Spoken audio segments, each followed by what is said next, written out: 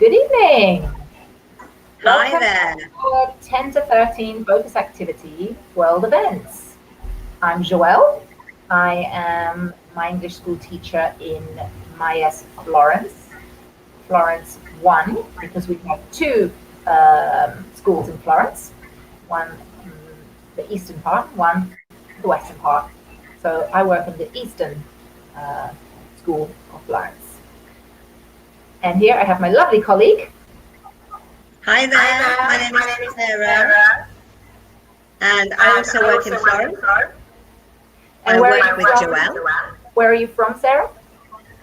Originally, I'm from Nottingham in the UK, and so that's in the centre of England. It's about an hour and a half, 2 hours north of London. Famous for Robin Hood, Sherwood Forest, and also for Nottingham Forest, if you're a football fan. So yeah, that's me. Where are you from in the UK? Because you're from the UK, aren't you, Joelle? Yes, I am. I'm British. I am from the capital city, London. Ah, you're a Londoner. I'm a Londoner, absolutely. Um, so today we will be talking about some world events. I'm sure that we all know what the main world event of today is, but we're going to try and talk about some different things as well. Okay, so going on to the objectives slide. Sarah, could you please read the objectives in today's focus? Yeah, sure. World events in this focus activity, newspaper articles, probability phrases, and discussing world events. Right, excellent. So today we're going to be, of course, talking about events happening in the world, but also talking about what could happen in the future using some probability phrases. Things that are probable or things that are less probable to happen. Hi, Julia from Genoa. Nice to meet you. Yeah, if you can tell us where you're from, use the chat to say hi and say where you're from, and then we can include you when we're talking. Okay. So, the news. So we have, hi Alessandro, nice to see you. Right. Oops, sorry. Apologies. Okay. So, the news. In pairs, discuss these questions. Okay, so the number one question has to be, Sarah?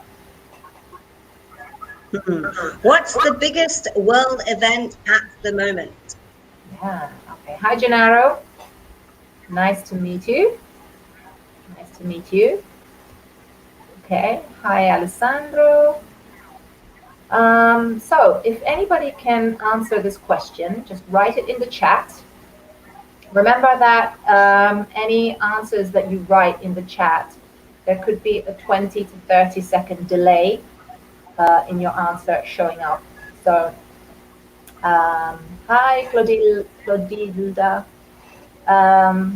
Yeah, it will take a few seconds for your answer to come up on the chat. So, if you have any comments or if you want to answer any of our questions, please feel free to write them in the chat and we will read them out and share. Okay, so what on earth could be the biggest world event at the moment? This is a difficult one. I think potentially most people will be talking about the coronavirus. I think that's probably the biggest world event at the moment, which is kind of putting all the other news, everyone's forgetting about it.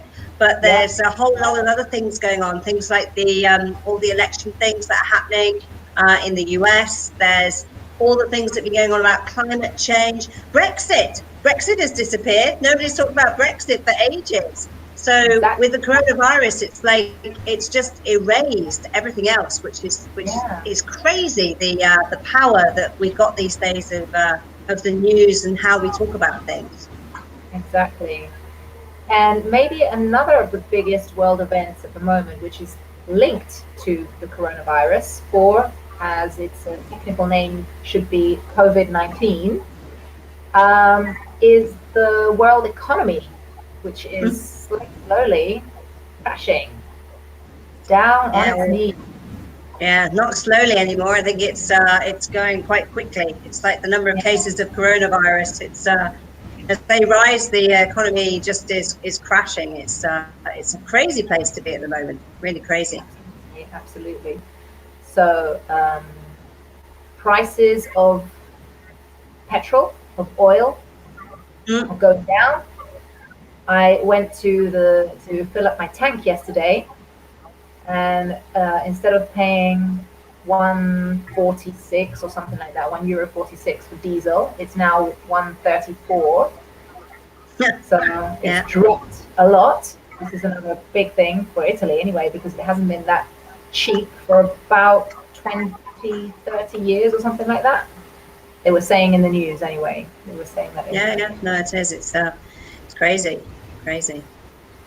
Yeah. But definitely the biggest world event at the moment is the coronavirus. And that is obviously the reason why we are here doing these webinars from home instead of teaching you face-to-face at school. But I think these webinars are great. It's a great way to communicate anyway. And we still manage to share our knowledge of English with all of you great guys. Okay, so number 2, Sarah. Do you think your culture is too obsessed with the news, and why? Interesting question. What about our culture? What about in Great Britain? We're both from Great Britain. I think the problem with the news is that people don't really worry about it too much until it's something that affects them personally. So I think our culture gets obsessed with news that affects us. But a lot of the time, if you're looking at news stories from a long way away, so the problems in Syria, for example, there's a lot of stuff happening that because it's not local, we don't tend to care, or we don't tend to be interested that much. I don't know. I think we tend to get obsessed with things that affect us rather than anything else. Yeah, absolutely. Great, Alessandro. That is correct. The biggest world event at the moment is coronavirus. But yeah, you just made a great point, Sarah, about another big world event that's happening at the moment, which is what's happening in Syria. All of the population that is trying to escape and flee Syria and going through Turkey and want to go into Greece. And they're only showing this for about 3 or 4 minutes on the news, and then the rest of the time is dedicated to the biggest story, which is coronavirus. But yeah, what about in Italy? Do you think in Italy the culture here is obsessed with the news, and why? What do you think, Sarah? I think that they are actually. Italians actually love watching the news and gossiping and talking about the news, maybe criticizing politicians and what they think about what they have decided for the country. They actually like doing that. Okay, Gennaro says, people one person, many people. So it's plural. People are getting more and more obsessed with the news. Yeah, because of the new type of media. Also in Italy, yes. Yeah, sure. Yeah, definitely. Social media, Facebook, it's crazy. And also, Clotilde makes a good point as well. Too much, probably not, but we like to listen the news. Listen, we need the preposition. Listen to the news to keep in touch with the things that happen around us and probably and affect us. Very true, very true. Yeah, exactly. And mainly in this period, because of the coronavirus, in fact, we could use a metaphor and define it like the 20th century plague. Oh, yeah, the plague of the 20th century. Yeah, we could. So, could be compared. Not the 20th century, though. It's the 21st century. Exactly. Yeah, that's true. The 20th century was from 1900 to 2000. Now we're from 2000 to 2100, 21st century. Great. Interesting point from Gianpaolo here. Mm-hmm. They're more informed but less conscious. That's interesting. Yeah. And this is another great point as well from Alessandro. Italian people are mainly focused on gossip and football or sport in general. That's true, exactly. Like I was saying, Italian people love to gossip. So when they watch the news, very often, I think they are more interested in what happened on Grande Fratello, on Big Brother, rather than what's happening in the government, maybe. Not always, of course, not always. I don't think that's only in Italy, though. I think in the UK, it's the same thing. Most people, a bit like in Italy, they like to gossip about famous people and they like football. Everyone talks about football. So it's, I think European maybe tradition is the same. I don't think the UK is that much different from Italy. Yeah. Politics. Yeah, a lot of people like to talk about politics, especially in Italy. Yeah, that's true. But maybe they don't know what really is going on in politics. They just like to point fingers and say, no, those people are wrong. No, those people are not doing it right. I was going to add something that actually the politics in the UK has become much more important after Brexit. So before Brexit, nobody talked about politics in the UK. And since Brexit, I think there's been a massive shift of young people, especially, being interested in politics, which is something that probably hasn't happened in the other countries, because it's not something that, again, it goes back to if it affects you, you become much more involved. And a lot of the time, politics is just something that you don't think you can get involved in. And I think Brexit has changed that in the UK. Okay.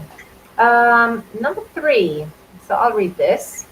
In the modern age, what are the quickest methods of finding out about the news? Okay, so we're talking about today, these days. How do we find out or discover things about the news? Do we go to the news agents like we did many years ago and buy the newspaper and leaf through all the pages? Okay, great. So, oops. Clotilda says internet, definitely, absolutely. So, on the computer or on our phones? What do you think, Sarah? I think nowadays everybody using, and it's interesting that Clotilda says the internet, because the internet is a very big, broad thing. But if I want to go to the news, which part of the internet do I go to? Because there is lots of different things you can use to find the news. So where do people go? And interesting point from Gianpaolo. He says social networks. So effectively, you don't necessarily go to the website of the newspaper, but maybe you go to social rather than the main source of the news, which back in the days when you bought a newspaper and that was what was printed. Yep, exactly. Now people use things like Twitter or Facebook to find out what's going on. Although, where do you go? Where do you go for the news? Where's the third you go to look for news? Myself, I usually go on Google and I have a look at all the news headlines that pop up, which could be they're usually from well-established newspapers. So I read, here in Italy, I read like the Repubblica or La Stampa or La Nazione maybe. Anything that has a reliable source, let's say. I like to get my facts straight from reliable sources and not read things that I find on Facebook. That's myself. And you? Yeah, I think I agree with you. A bit like a comment about newspapers with digital editions, and I tend to use digital editions of newspapers. For the UK, I use the BBC website, so I get Yep. my news for the UK in the BBC. For Mhm. Italy, I tend to look at things like La Stampa because I lived in Turin before, but also Corriere della Sera, or I look at the try to look at the newspaper sites rather than just Facebook, because sometimes you don't know if it's true on Facebook. That's the problem, I Exactly. think, Yeah, which is the change. that's what I do too. But I do like watching the news while I have my evening meal. Like if I'm at home at lunchtime, I'll try to watch the news at lunchtime too. But otherwise, I watch it with the equivalent of our BBC One news. I'll watch the TG One in Italy or Sky 24, Sky TG 24 hours news. Okay. Here we have another comment by Gennaro saying internet enabled access to a bigger amount of information. Mobile phones speeded it up because you can get that access anywhere and anytime. Correct, yes. So mobile phones, plural, speeded up the way you can get your information because you can access it anywhere at any time. Fantastic. That's great. Okay. So, um, oops. Oh, sorry. Okay. I was trying to show the phrasal verb to speed something up, Exactly. That's to make something happen quickly. And I think exactly that, the social medias have really speeded up how quickly we get information, speeded up how quickly we react to things, be it a positive or a negative thing. Good example was the thing that happened in Italy where Conte hadn't come out with the declaration, and everybody knew about it. The internet speeds the process up. You've got to be quick because the internet is almost quicker than you. Yeah, yeah, absolutely. Okay. So yeah, here's another good thing. Oops. Clotilda says, I don't really follow the news, but when I hear something interesting, I Google it. Absolutely. Me too. Me too. Okay. So, moving on. Okay.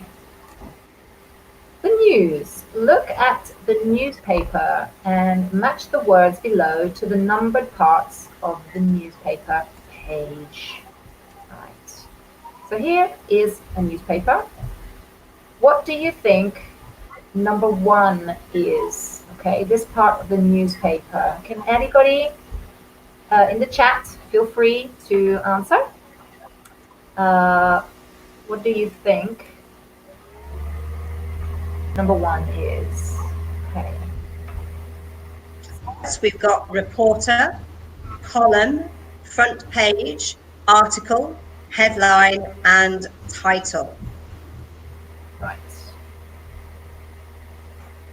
So, number one is Sarah.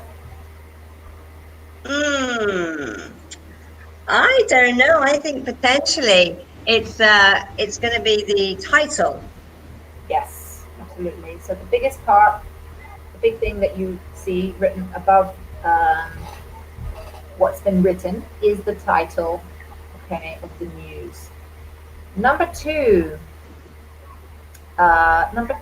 we have something that looks almost like a title, but it isn't. It's underneath the title, and it gives you what what the story is about. Okay, so Sarah. That's headline. Excellent, very good. So, title of the newspaper Daily Sketch. Number two, man wins £200 million is the title of the story. Very good. Okay. Number three, what could number three be? All right. I would say that number three seeing as it's been written by Robin Banks. Could be a Mr., it could be a Ms. Excellent, Clara. Is the reporter. Fantastic. Oh, sorry. Made that disappear. Is the reporter. Oops. Sorry, bear with me.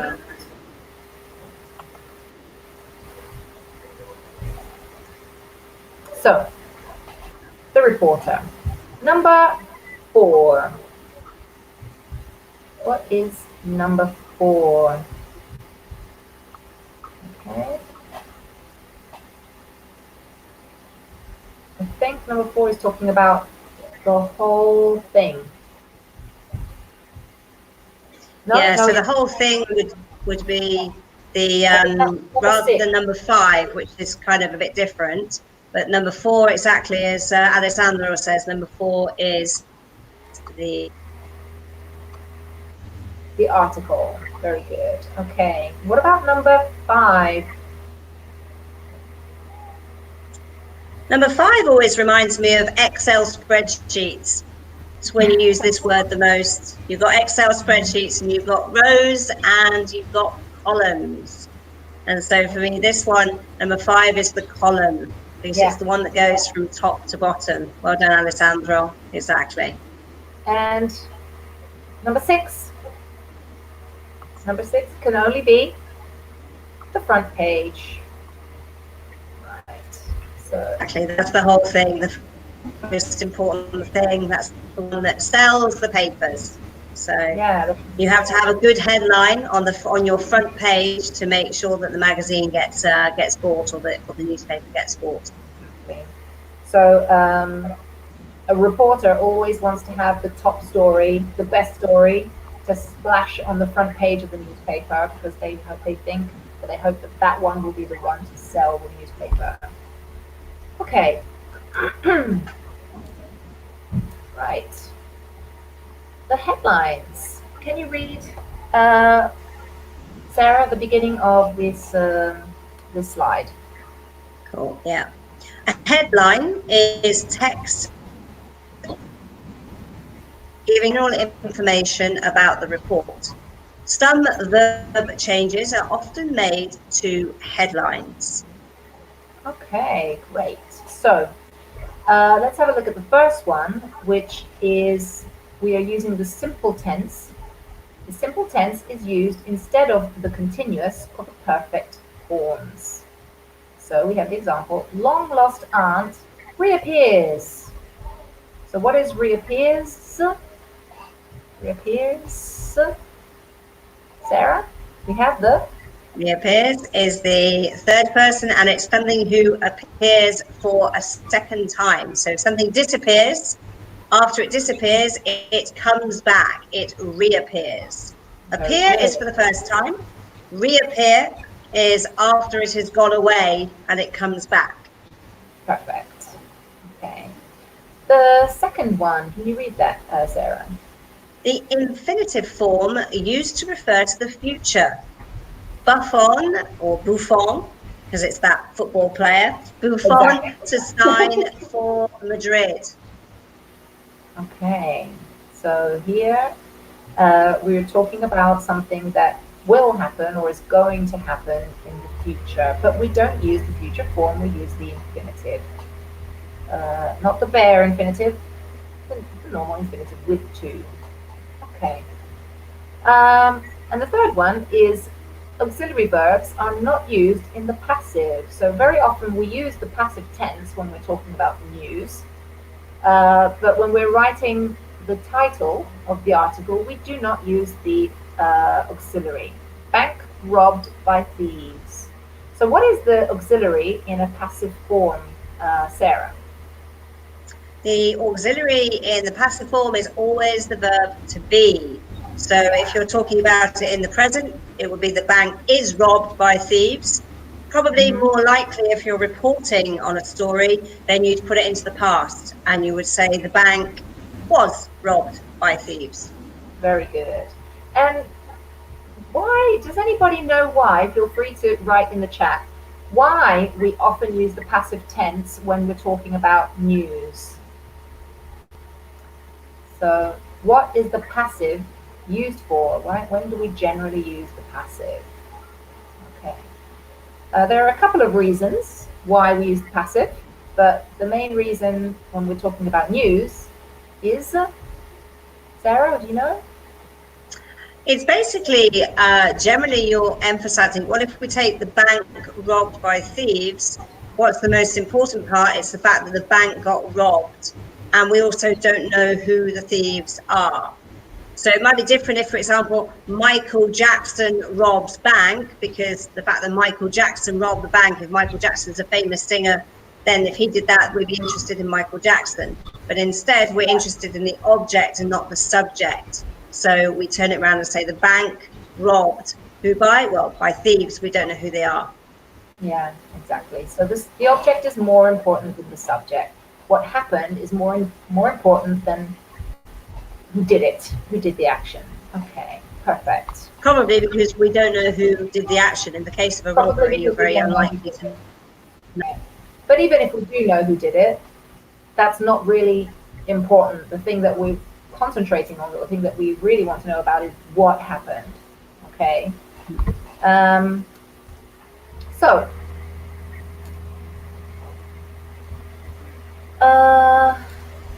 the headlines. In pairs, brainstorm headlines for these article introductions. Okay, so I'll start with the first one. I'll read it out. Manchester United are set to make an official bid for Paul Pogba in the next 24 hours. Club officials will meet the Juventus directors to discuss the deal. Okay. Oops, I'm sorry. Sarah, could you read the second one? Researchers have stated that Donald Trump winning the US presidency is one of the top 10 risks facing the world, as President Trump could disrupt the world's economy and increase political tensions.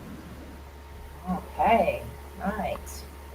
And the third is the town of Collecchio in the province of Parma, Italy, has passed legislation requiring people to use only silent fireworks to ensure the well-being of dogs and other pets. That's a nice story.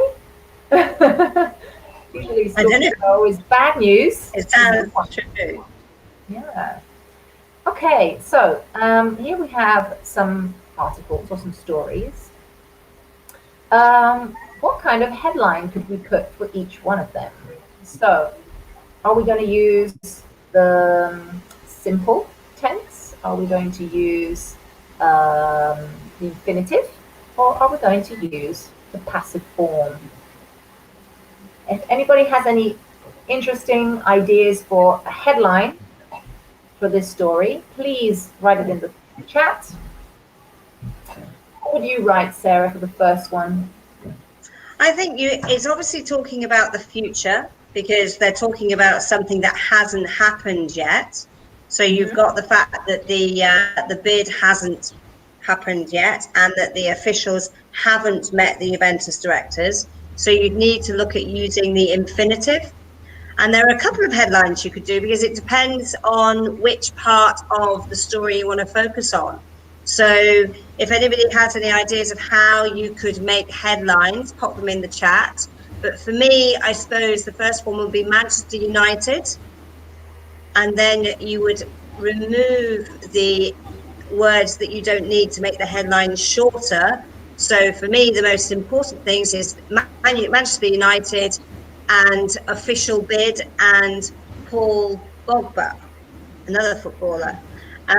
So I think probably I would go with something like Manchester United set to make bid, or even Manchester United to bid for Paul Pogba. You can make it as short as you want. So there's different ways about which words you have to use, but you have to try and make it the most you can.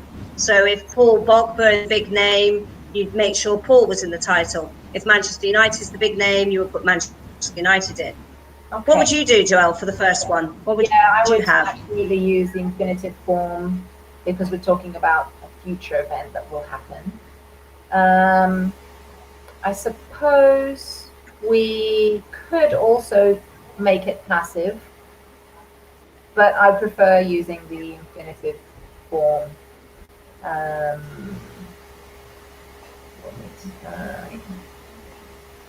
Yeah, but we don't usually use the passive form if it's going to be a future event. So no, I would definitely use the infinitive form for this one. Okay, the next one.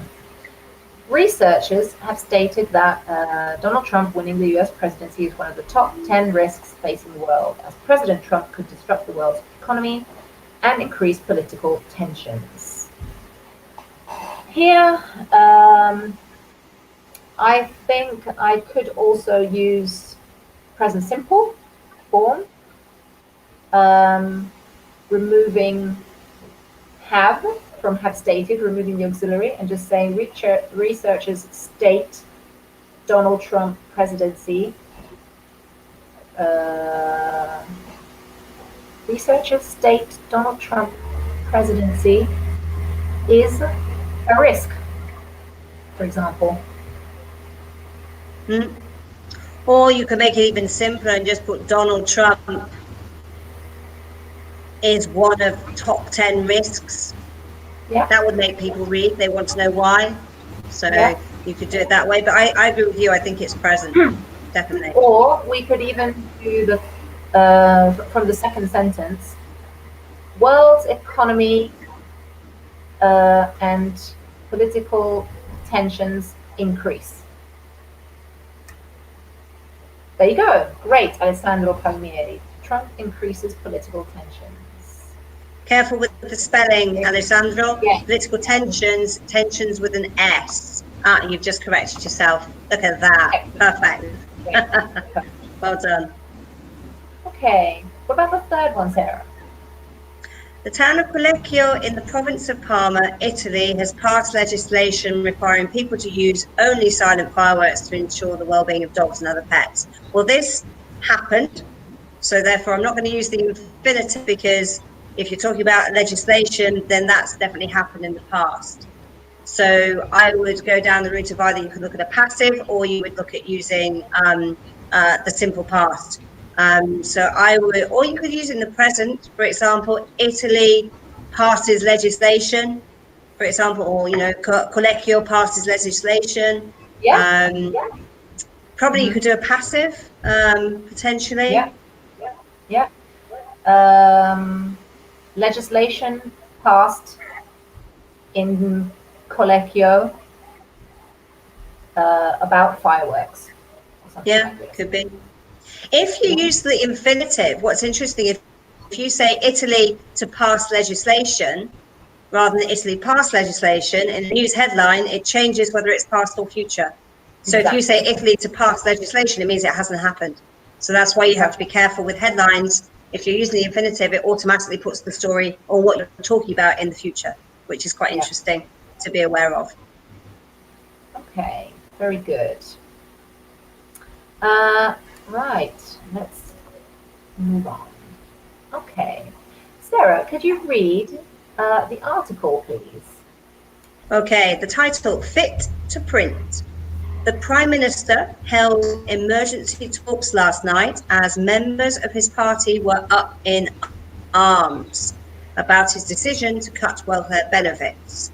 There is a remote possibility that his members will attempt to oust the Prime Minister, but with national elections just around the corner, he is unlikely to quit, even if his ministers are expected to rebel against him. Emotions ran high as the Prime Minister announced the cuts, and the reaction from the opposition party is bound to fuel the debate today. Chances are the Prime Minister is likely to stand firm against criticism. Right, fantastic. So, we have to find some synonyms for the following things. To have an urgent meeting, to protest vigorously, to remove from a position, and something happening soon.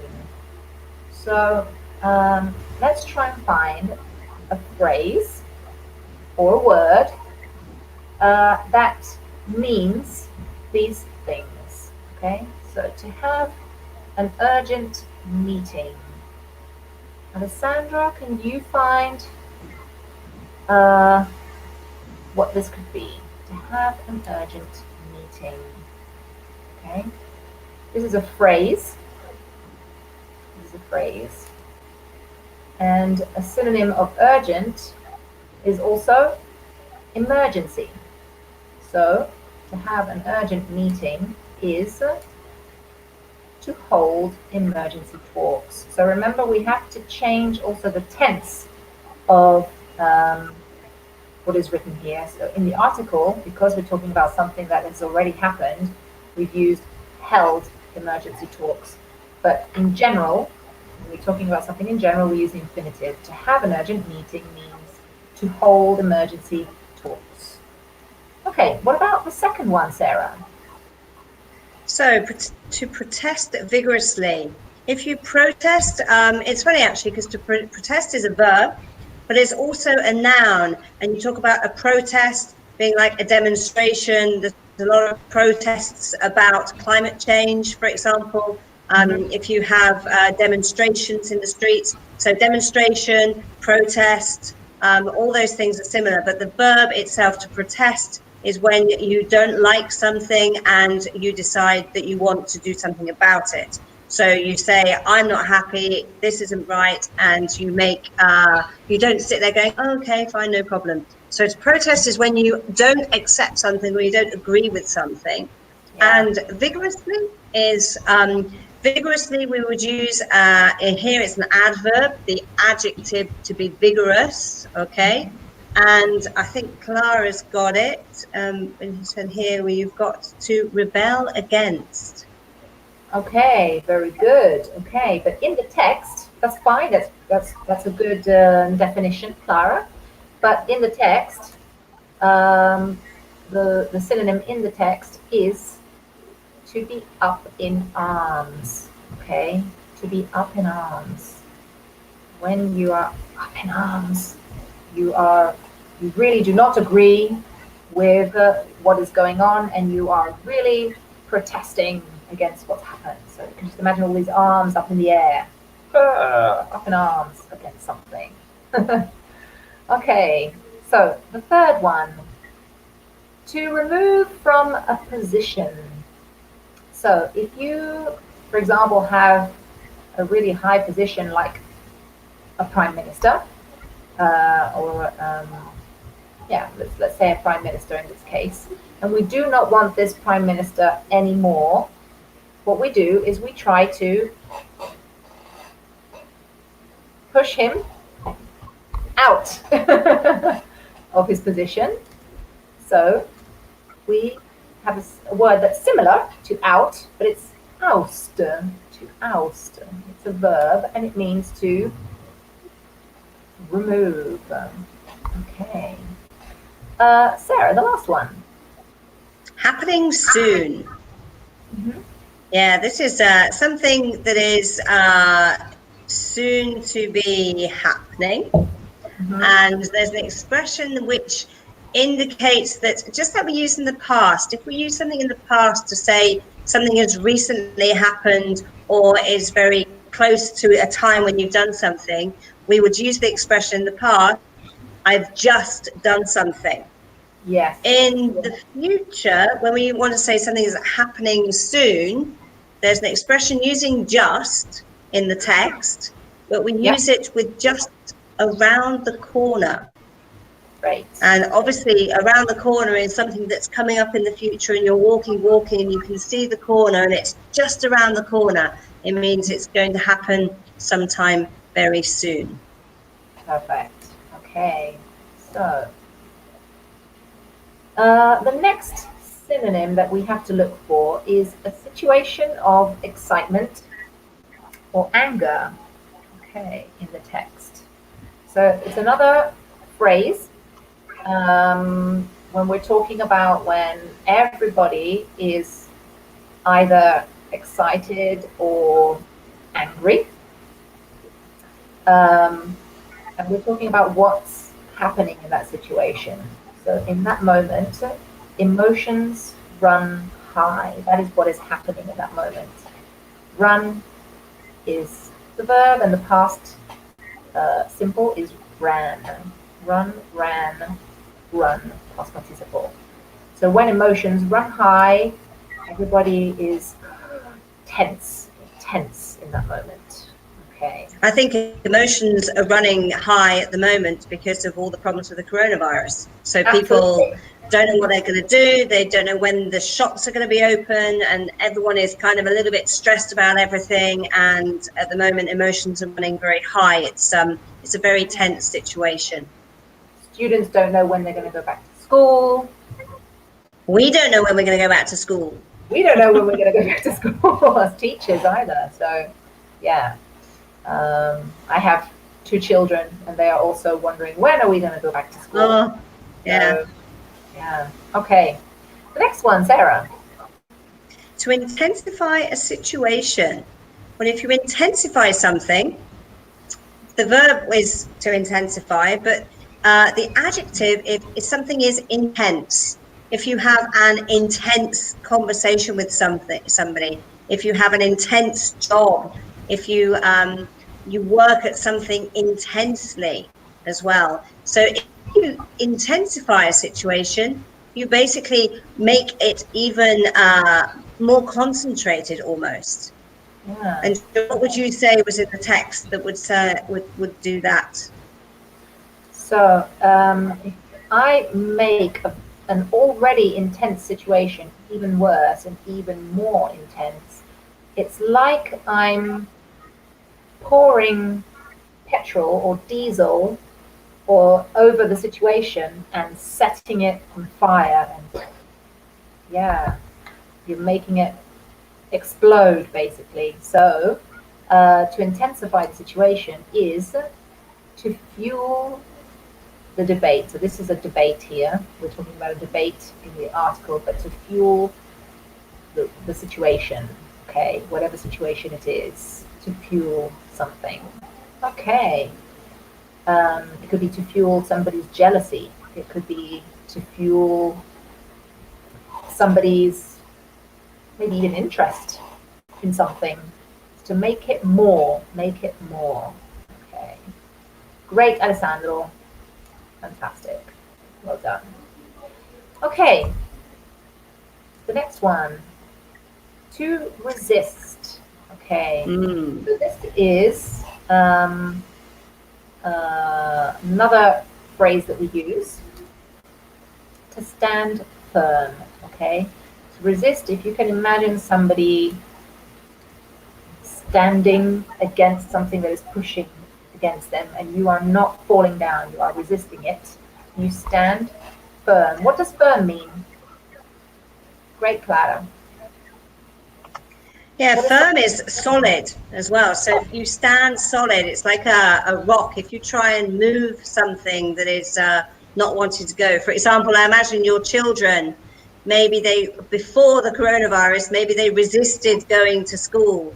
And now they're probably like, I want to go to school. But in the beginning, children maybe resist. They don't want to go, and they resist. They stand firm. You try and push them out the door, and they won't go. And yeah, it's like I'm taking my dog out for a walk in the rain. He resists going outside in the rain. Puts his front paws out, and you can't move him because he resists. He stands firm. So does mine. All right. So this is the question that Sarah already answered before. Have you been up in arms about any recent world event? So I think she already clarified. I think everybody in Italy, and maybe it's the panic, let's say, is starting to spread also in other countries around the world about the coronavirus, about COVID-19. So everybody in this moment is up in arms about this recent world event. So this has already been answered by Sarah. Thank you. What about the second question, Sarah? Which news stories have made your emotions run? We take coronavirus out of the picture. I think a lot of I find things that make me kind of really tense about the situation are generally things that we don't seem to do about immigration, the problems with the immigrants. You see a lot of the things where you see pictures of very distraught people, Yeah. people in And terrible situations. You see the little children in Syria who are all refugees, and I think the emotions run very high when yeah. you talk about the whole movement of people, Yeah. because of the Also, horrible things that are going on in the world. And I think also for that's me, probably when I see things like polar bears in the Arctic and they are finding it harder and harder to find food or swim from one place to another because there's less and less ice. And my emotions run high when I think of how much our planet is changing due to um, climate change. My emotions run well. high. That's Also, another thing. I mean, yeah. mm, Just to interrupt you, the Greta Thunberg with all of her protesting, I think has made among about climate change. Maybe not so the adults, but young teenager from Sweden standing up and standing firm about her views and things like that. High among teenagers, or adults aren't doing. That's quite yeah. interesting. Okay. Great. Okay. Our last part of this webinar is going to be looking for these 4 probability phrases in the text. So there are 4 probability phrases. What are they? Okay, I will find the first one. There is a remote possibility that something will happen. This is the first. Sarah, could you find the second, please? Okay, well, first of all, is 4 to 10, on 10 being extremely possible and 0 being not very possible at all. Remote possibility would be down at the bottom, so something that's not very possible. So maybe like For the number 1 second one, or 2? yeah, second one, we've got he is unlikely to quit. Right. Okay. So unlikely is similar or just a little bit higher than a remote possibility. So the level is still very low, but not as low as a remote possibility. Maybe we're talking about a 2 or 3. Mm. Okay.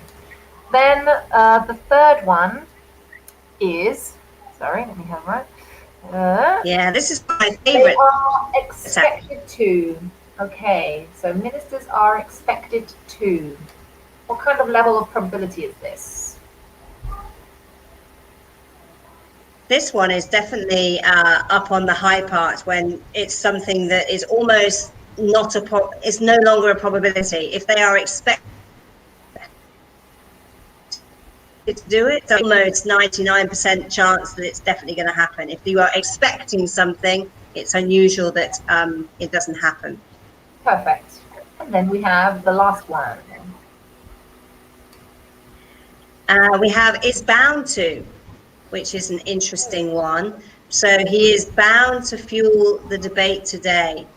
And bound to is really weird. It has a very different meaning, lots of things, but in this one, it's up on the high end of probability. So if somebody is bound to, it's almost like they're expected to do it. Okay, very good, perfect. We also have one last one, which is Before, just likely moving to. on, Clara said to bound. It's actually to be bound to. Yes, and But we you have to need have, to use it. You need to yeah, use it with the verb to be. You can't perfect. say I bound to. You have to say I am bound to, or it Okay, is to. So it's right. always with the verb to be. And the last one is basically the opposite of what we said, unlikely before, and is likely to. So this is probable, and unlikely to is unprobable. Okay, so let's go back to here and recap what we've talked about today in our focus. So We looked at different probability phrases, which were bound to. Let's start. Likely Sarah? to. Yeah. Yeah, likely to. Another Expected one. to. Expected to. Good. And the last one was. Well, you've got the negatives, so you've got the unlikely to. Unlikely to. And the remote possibility. Exactly, the remote possibility of something happening. Very good. And we also talked about the world events and how to talk about world events in newspapers. So we have 3 different ways. We can use the present tense. We can also use the infinitive form, and we can use the passive form. Okay, passive is when we are focusing more on the object than on the subject.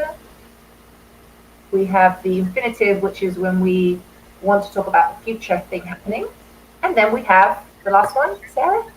The present for talking about the past, which seems strange, but that's what we do in headlines. Very good. So thank you for joining us today, this evening, should I say. Have a nice evening, everybody. And I hope to see you soon in another webinar. Okay. Thanks, guys. Thank you Thanks very for much. your comments. Goodbye. Bye.